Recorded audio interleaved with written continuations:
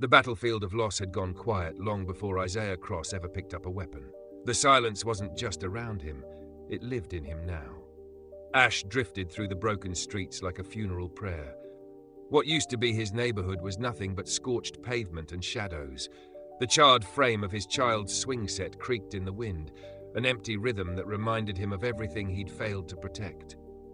Isaiah stood there like a statue carved from grief and gunmetal, broad shoulders, stocky build, cold hazel eyes that didn't blink much anymore. His locks hung heavy to his shoulders, matted from days without care. The rifle across his back wasn't for protection, it was punctuation. A final sentence he intended to write with blood. There were no tears, no ceremony. Mourning was a luxury. Revenge, now that, he could afford. The Kharvek had come without warning, just fire and thunder. They didn't just conquer, they erased. His wife, his child, his city, gone in a heartbeat of plasma and arrogance. But they made a mistake. They left a Scorpio breathing, and a Scorpio never forgets. Not pain, not faces, not names. He didn't start with the general. That would have been mercy. No, Isaiah began at the bottom, the filth that propped up the empire. The backers, the informants, the smugglers, the ones who profited while cities burned. First was Kharvek, the bloated logistics officer who moved supplies for the Kharvek. Lived like royalty behind steel and surveillance, confident in his untouchable status. Isaiah watched him for weeks. Patterns, habits, weaknesses. He stalked the shadows, moved like regret, patient and unshakable. He learned Kharvek's favorite meal, the exact time he napped, the way he scratched his neck when nervous. That's how you hunted predators. You waited until they forgot they were prey. When he finally breached the bunker, the enslaved humans inside didn't scream. They didn't run. They whispered. Isaiah. Kharvek saw the barrel of the pistol before he saw the man holding it. Wait, who are you? He stammered, voice soaked in fear. Isaiah didn't speak. The bullet was answer enough. Next came the syndicates, the polished ones, the aliens in suits and glass towers, the ones who never fired a shot but funded every massacre, corporate killers dressed in wealth and diplomacy. Isaiah slipped through their galas like a servant, just another shadow refilling drinks. One choked on a poisoned cocktail, another plummeted down an elevator shaft with tampered cables, a third drifted silently in orbit after a private airlock malfunction. None of it brought peace, but it brought precision, and every death sent tremors through the Kharvek web.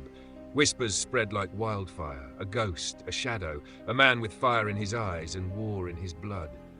But Isaiah didn't want their fear. He wanted their ruin. And then there was one name left. Jorath. The Kharvek commander who led the charge that wiped Isaiah's world clean. Unlike his financiers, Jorath wasn't a coward. He was a warrior, frontline born, blood forged. His armor still bore the soot of cities he'd razed. He didn't hide behind titles. He wore war like a second skin.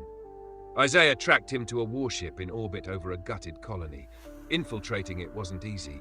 Security was thick, corridors foreign, protocols in a language that didn't care about human grief. But Isaiah adapted. That's what humans did best. That's what he did best. Steel door after steel door, he moved like a storm wrapped in silence until only Jorath remained. The command center was a cold cathedral of glass and steel. Jorath stood near the central console, backlit by a projection of planetary data. He turned as Isaiah stepped into the light and smiled. "You've made it far, human," Jorath said, his voice like gravel over bone. "You want revenge? Or is it something else? Money? Power? Women?" He chuckled darkly. "I could give you all three." Isaiah didn't blink. "Hey, Jorath." His voice was low, like a whisper cut from stone. "Do you know who I am?" The grin on the alien's face flickered. Something primal shifted behind his eyes. He saw it now, not a soldier, not a terrorist, a reckoning. Isaiah raised his weapon, not as a threat, as a verdict, and as the silence returned, he delivered his final command. The wind had returned, soft and steady, sweeping across the scorched earth like it was trying to smooth the scars. Isaiah stood alone on the hill, overlooking the graves he'd dug by hand when there was nothing left of the city but ash and memory. No tombstones, just two worn markers, scraps of metal shaped into crude crosses, half buried in the dirt. One for his wife, one for his child. Names carved in silence, not stone. He didn't speak at first, just knelt, resting his rifle beside him, hands braced on his knees. The weight in his chest didn't lift. It never really did. but it stopped crushing him long enough to let the words come out. "I got them," he said quietly, voice rough from smoke and time. "Every last one who had a hand in it. The ones who pulled the trigger, the ones who signed the orders, the ones who got rich while you burned." A breeze picked up, carrying the scent of dust and metal. Somewhere nearby, the cracked remains of a wind chime clinked softly. It reminded him of her laugh. Isaiah reached into his coat and pulled something out, a small bracelet, singed but intact. His daughter's. He'd found it buried in rubble weeks ago and hadn't let go of it since. He laid it gently at the base of the cross. "I don't know if that makes it right," he said, eyes fixed on the ground, "but it's all I had left to give." The wind shifted again. For a moment, it felt like someone was listening. He stood slowly, picking up his rifle, slinging it across his back. His hazel eyes scanned the horizon, empty, quiet, but not hollow. "Rest now," he said, voice steady. "They won't hurt anyone else." Then he turned away and walked into the dying light, boots crunching over ash and memory, carrying grief, rage, and the cold kind of peace that only a Scorpio could live with. And behind him, the wind carried the last whisper of a war that never made the headlines, but changed everything.